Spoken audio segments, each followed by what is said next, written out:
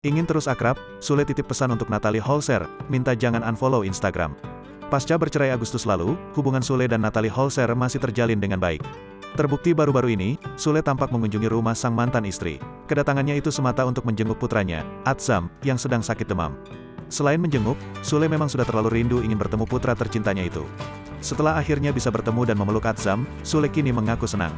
Senang bangetlah, bertemu Atzam, katanya, dilansir Tribun Style dari YouTube Seleb Oncom News pada Selasa, tanggal 6 September tahun 2022. Ia mau, dibawa ke Tambun, tapi kan masih bayi. Saya harap sih dia nggak terlalu capek aja syuting sana-sini, terangnya.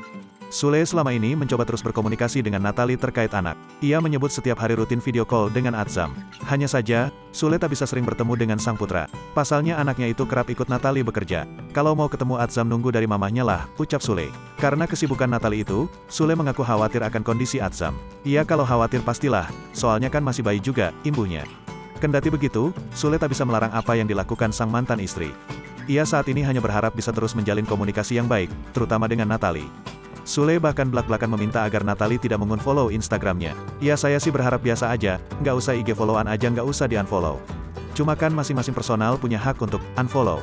Ya mungkin dia biar tidak terlintas kenangan atau apalah, tukas Sule sembari tertawa kecil.